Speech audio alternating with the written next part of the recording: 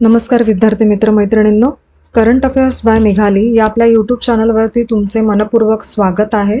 इथे आपण daily current अफेअर्सचे important 12 questions पाहतो, जे तुम्हाला आपल्या येत्या MPSCच्या सर्व एक्झाम्समध्ये, सरळ सेवांमध्ये आणि केंद्रीय परीक्षांमध्ये नक्कीच पाहायला मिळतील.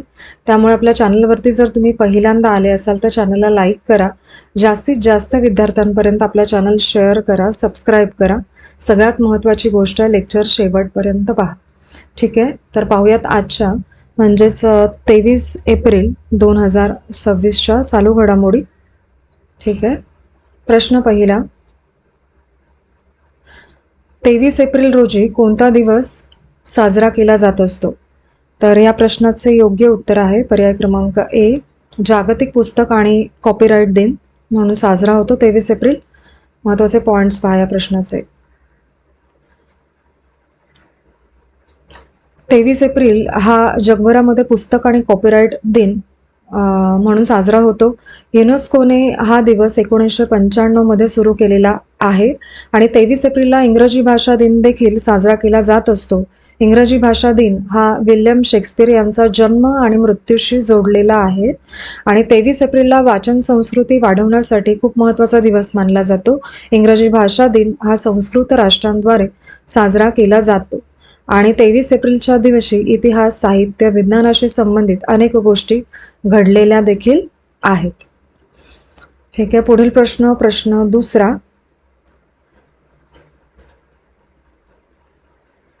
महाराष्ट्र सरकारने संकुचित जैव वायू कॉम्प्रेस्ड बायोगॅस धोरण 2026 साठी किती निधी मंजूर केलेला आहे? तर याचे योग्य उत्तर आहे पर्याय क्रमांक सी, 500 कोटी इतका. महत्त्वाचे पॉईंट्स पहा. महाराष्ट्र मंत्रिमंडळाने कॉम्प्रेस्ड बायोगॅस CBG पॉलिसी 2026 मंजूर केलेली आहे नुकतीच आणि त्याचे अध्यक्ष हे देवेंद्र फडणवीस होते आणि CBG धोरणासाठी 500 कोटी रुपयांचा निधी मंजूर झाला. या नव्या धोरणाचं मुख्य उद्दिष्ट आहे वैज्ञानिक कचरा व्यवस्थापनाला प्रोत्साहन देणं आणि CBG धोरणामुळे हरितगृह वायू उत्सर्जन कमी करण्याची योजना आहे. प्रत्येक जिल्ह्यामध्ये समन्वयासाठी जिल्हास्तरीय समिती स्थापन होईल, जी बायोगॅस प्रकल्पांच्या अंमलबजावणीवरती नजर ठेवणार आहे आणि CBG धोरणामध्ये जिल्हास्तरीय प्रशासनाला खास महत्त्व दिलं गेलेलं आहे. महाराष्ट्र सरकार कचरा व्यवस्थापन आणि ऊर्जा निर्मिती सुधारण्यासाठी सक्रियपणे या माध्यमातून काम करते आहे. पुढील प्रश्न तिसरा. भारत सरकारने प्रत्येक जिल्ह्यामध्ये किमान एक रक्त केंद्र म्हणजे ब्लड सेंटर स्थापन करण्याचं लक्ष्य कोणत्या वर्षापर्यंत ठेवलेले आहे? तर याचे योग्य उत्तर आहे पर्याय क्रमांक बी, 2026. महत्त्वाचे पॉईंट्स पहा या प्रश्नाचे. भारताने ठरवलंय की डिसेंबर 2026 पर्यंत प्रत्येक जिल्ह्यामध्ये एक रक्त केंद्र सुरू करायचंय. या योजनेचा मुख्य उद्दिष्ट म्हणजे सुरक्षित रक्त सहज उपलब्ध करण्यास मदत करणे. यातून रक्त संक्रमणाचे धोके कमी होणे अपेक्षित आहे आणि अजूनही जवळपास 10% जिल्ह्यांना रक्त केंद्रांची सुविधा मिळाली नाही आणि आरोग्य मंत्रालयाने राज्य आणि केंद्रशासित प्रदेशांसोबत व्हिडिओ कॉन्फरन्सद्वारे याचा आढावा घेतला. अंतिम लक्ष्य म्हणजे ट्रान्समिटेड इन्फेक्शन शून्यावरती आणणं, हे महत्त्वाचं आहे आणि रक्तदान शिबिरांसाठी स्टँडर्ड ऑपरेटिंग प्रोसिजर्स अनिवार्य केली जाते यातून आणि स्वेच्छा रक्तदानाला सर्वात सुरक्षित रक्तस्रोत मानले जाते. पुढील प्रश्न चौथा. आंध्र प्रदेशने आपली इंटिग्रेटेड क्लीन एनर्जी पॉलिसी कोणत्या आंतरराष्ट्रीय मंचावरती सादर केलेली आहे नुकतीच? तर याचे योग्य उत्तर आहे पर्याय क्रमांक C, world climate cities forum इथे. महत्त्वाचे पॉईंट्स पहा. आंध्र प्रदेशने नुकतीच आपली इंटिग्रेटेड क्लीन एनर्जी पॉलिसी सादर केली. ही पॉलिसी वर्ल्ड क्लायमेट सिटीज फोरममध्ये मांडली गेली, जो कार्यक्रम दक्षिण कोरियातील येऊसू नाव जरा बघून घ्या हा, शहरात भरलेला होता आणि यावेळी प्रतिनिधींचं नेतृत्व सी दिवाकर रेड्डी यांनी केलं. आंध्र प्रदेशचे मुख्यमंत्री N चंद्राबाबू नायडू हे आहेत आणि राज्याने आंध्र प्रदेशने 2047 पर्यंत नेट झिरो उत्सर्जन गाठायचं ठरवलेलं आहे. म्हणजेच जितकं प्रदूषण होईल तितक्याच प्रमाणात ते शोषूनही घेतलं जाईल, असा एक उपक्रम आहे. आणि राज्य स्वच्छ ऊर्जा केंद्र म्हणजे क्लीन एनर्जी हब बनवण्याचा विचार ते करत आहे.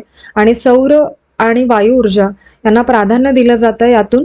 आणि विजेची साठवणूक करण्यासाठी पंप स्टोरेज हायड्रो पॉवरचा उपयोग केला जात आहे. पुढील प्रश्न 5वा. पहलगाम हल्ल्यानंतर जम्मू काश्मीर पोलिसांनी कोणती विशेष दलं स्थापन केलेली आहेत? तर या प्रश्नाचे योग्य उत्तर आहे पर्याय क्रमांक बी, स्नो लेपर्ड आणि मार्क होर. ठीक आहे, महत्त्वाचे पॉइंट्स पहा. पहलगाम दहशतवादी हल्ल्याला 1 वर्ष झाली. 22 एप्रिल 2025 रोजी हा हल्ला झाला होता, हे लक्षात ठेवा. हा हल्ला जम्मू काश्मीरमधल्या पहलगाममध्ये झाला होता. 25 पर्यटक आणि 1 स्थानिक नागरिक याचा जीव गेला यामध्ये. आणि त्यानंतर जम्मू काश्मीरच्या सुरक्षेत मोठे बदल झालेले आहेत. जम्मू काश्मीर पोलिसांनी स्नो लेपर्ड आणि मार्क होर नावाचे स्पेशल फोर्सेस बनवल्या. स्नो लेपर्ड दल उंचावरती ऑपरेशन करतं आणि मार्क होर दल हे घनदाट जंगलात मोहीम राबवतं. या फोर्सेसना विशेष ट्रेनिंग या दरम्यान दिलेली आहे. हा पॉईंट खूप महत्त्वाचा आहे, लक्षात ठेवा. NIAच्या तपासात चीनी उपकरणं वापरल्याचा संशय होता या अटॅक दरम्यान. आणि दहशतवाद्यांनी गोप्रो कॅमेरे यासाठी वापरले होते. आणि हल्ल्याचा मास्टर माइंड LET आणि TRFच्या साजिद जाट असल्याचं समोर देखील आलेलं होतं. पुढील प्रश्न 6वा. यमुना नदीतील प्रदूषणाबाबत नोटीस कोणत्या संस्थेनं जारी केलंय? तर या प्रश्नाचं योग्य उत्तर आहे पर्याय क्रमांक बी, राष्ट्रीय हरित न्यायाधिकरण, नॅशनल ग्रीन ट्रिब्युनल. महत्त्वाचे पॉइंट्स पहा. नॅशनल ग्रीन ट्रिब्युनलने यमुना नदीच्या प्रदूषणावरती नोटीस जारी केली आहे. ही नोटीस सरकारी संस्था, प्राधिकरण आणि national mission for clean Ganga यांना पाठवलं गेलेलं आहे. आणि उत्तर प्रदेश सरकार आणि मथुरा वृंदावन नगर निगम यांनाही उत्तरं द्यावी लागणार आहेत. आणि केंद्रीय आणि राज्य पोल्युशन कंट्रोल बोर्ड यांचा देखील सहभाग आहे यामध्ये. आणि केस वृंदावन आणि कोसी शहरांमध्ये नदीत ढवळलेल्या घाण पाण्याशी संबंधित आहे. आणि NGTच्या डिसेंबर 2021च्या आदेशाचे पालन झालेले नाही असे या दरम्यान दिसून आलेले आहे. आणि यमुना नदीचे प्रदूषण हा एक गंभीर पर्यावरणीय मुद्दा आता ठरतो आहे, म्हणून या नोटीस दिल्या गेलेल्या आहेत. ठीक आहे, पुढील प्रश्न 7वा. महाराष्ट्र राज्य मार्ग परिवहन महामंडळ म्हणजे MSRTC चे नवीन ब्रँड अँबॅसेडर कोण आहेत? तर याचे योग्य उत्तर आहे पर्याय क्रमांक ए, रितेश देशमुख आणि जेनेलिया देशमुख. महत्त्वाचे पॉइंट्स पहा. महाराष्ट्र STने आपले ब्रँड अँबॅसेडर म्हणून रितेश देशमुख आणि जेनेलिया देशमुख यांची निवड केलेली आहे. MSRTC म्हणजे लालपरीसाठी या दोघांसोबत 5 वर्षांचा करार झालेला आहे. परिवहन मंत्री प्रताप सरनाईक यांच्या पुढाकाराने हा निर्णय झालाय. आणि STची प्रतिमा अधिक आधुनिक बनवणे ही या उपक्रमाची मुख्य कल्पना आहे. आणि रितेश आणि जेनेलिया STच्या जाहिराती तसेच प्रवासी सुरक्षेबाबतच्या मोहिमांमध्ये सक्रिय राहणार आहेत. आणि STच्या दृष्टीने हा एक मोठा टप्पा मानला जातो. पुढील प्रश्न 8वा. भारत सरकारने ऑनलाईन गेमिंग नियमन करण्यासाठी कोणती संस्था स्थापन केलेली आहे? या प्रश्नाचे योग्य उत्तर आहे पर्याय क्रमांक C, online gaming authority of India असं या संस्थेचं नाव आहे. महत्त्वाचे पॉइंट्स पहा या प्रश्नाचे. भारत सरकारने online gaming authority of India स्थापन केलेली आहे. या प्राधिकरणामध्ये 6 सदस्य असणार आहेत. अध्यक्ष इलेक्ट्रॉनिक्स व माहिती तंत्रज्ञान मंत्रालयाचे अतिरिक्त सचिव असतील.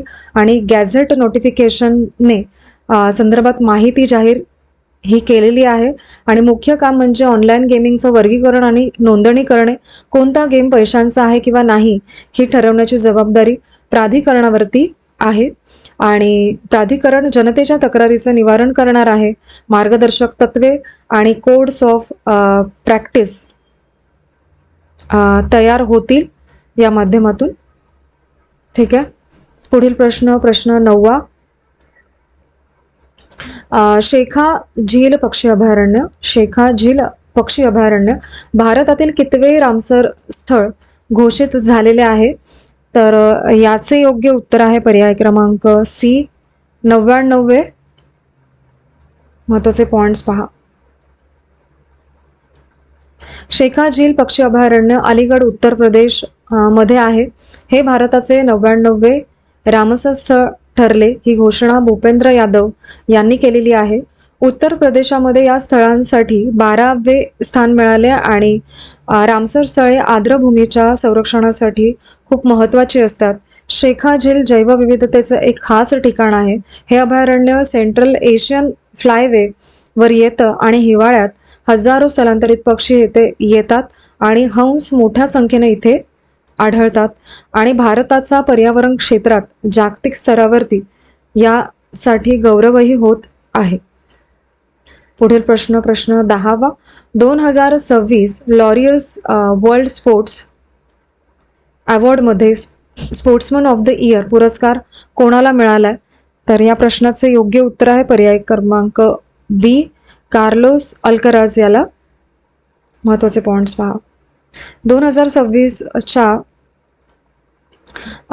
लॉरियस वर्ल्ड स्पोर्ट्स अवॉर्डचं आयोजन माद्रिदमध्ये झालं आणि सिबिलिस पॅलेसमध्ये हा सोहळा पार पडला आणि कार्लोस अल्कराजला स्पोर्ट्समन ऑफ द इयर पुरस्कार मिळाला. अल्कराजने 2025मध्ये फ्रेंच ओपन आणि US ओपन जिंकले होते आणि सबालिंकाने 2025मध्ये US ओपन जिंकून आपला चौथा ग्रँड स्लॅम मिळवला होता आणि तिला sports woman of the year पुरस्कार मिळालेला आहे. हे दोन्ही पॉईंट जास्त महत्त्वाचे आहेत. कोणत्याही पॉईंटवरती प्रश्न येऊ शकतो. दोन्ही मुद्दे लक्षात ठेवा. आणि लॉरियस वर्ल्ड स्पोर्ट्स अवॉर्डमध्ये वेगवेगळ्या क्रीडांनी चमकणाऱ्या खेळाडूंना गौरवण्यात येते. पुढील प्रश्न 11वा.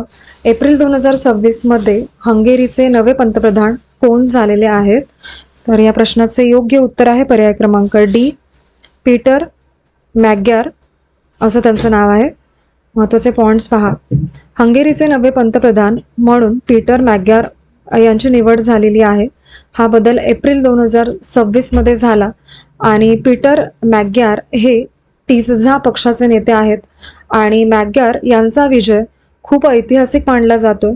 त्यांनी आपल्या मोहिमेच्या वेळेस भ्रष्टाचार विरोधी अजेंडा स्पष्टपणे मांडलेला आहे आणि मॅग्यार यांनी युरोपियन युनियन सोबतचे संबंध घट्ट करण्याचे आश्वासन दिले. ते हंगेरीच्या युरोपियन युनियनच्या आणखीन जवळ नेण्यावरती भर देत आहेत आणि हंगेरी हा युरोपमधील महत्त्वाचा देश असल्यामुळे या बदलाचा आंतरराष्ट्रीय पातळीवरती मोठा परिणाम होऊ शकतो असं म्हटलं जात आहे. पुढील प्रश्न 12वा. भारत जपानचा पहिला आर्टिफिशियल इंटेलिजन्स स्ट्रॅटेजिक डायलॉग कुठे आयोजित करण्यात आला? तर या प्रश्नाचे योग्य उत्तर आहे पर्याय क्रमांक बी मुंबई येथे. महत्त्वाचे पॉइंट पहा या प्रश्नाचे. भारत आणि जपानने पहिला आर्टिफिशियल इंटेलिजन्स स्ट्रॅटेजिक डायलॉग मुंबईत घेतलेला आहे आणि दोन्ही देशांनी AI क्षेत्रामध्ये एकत्र काम करण्यावरती चर्चा केली या दरम्यान आणि संवादात AIच्या संपूर्ण तंत्रज्ञान साखळीवरती म्हणजेच AI स्टॅकवरती चर्चा झाली. AI प्रतिभेच्या आंतरराष्ट्रीय हालचालींवरती विशेष लक्ष दिले गेले आणि भारत आणि जपानने एकत्र संशोधन आणि एक्सचेंज प्रोग्राम्स वाढवण्याचा निर्णय घेतलेला आहे आणि AI गव्हर्नन्स आणि पॉलिसी मेकिंगवरती दोन्ही देशांनी चर्चा केली आणि आंतरराष्ट्रीय स्तरावरती खास करून बहुपक्षीय मंचांमध्ये एकत्रितपणे काम करण्यावरती भर दिलेला आहे. भारताची बाजू अमित शुक्ला यांनी सांभाळली या दरम्यान आणि जपानकडून हनाडा ताकाहिरो हे उपस्थित होते. ठीक आहे. तर आजचे आपले 23 एप्रिल 2026चे डेली करंट अफेअर्स पाहून झालेले आहेत आणि आजचे लेक्चर तुम्ही शेवटपर्यंत पाहिलेच असेल. त्याबद्दल थँक्यू सो मच.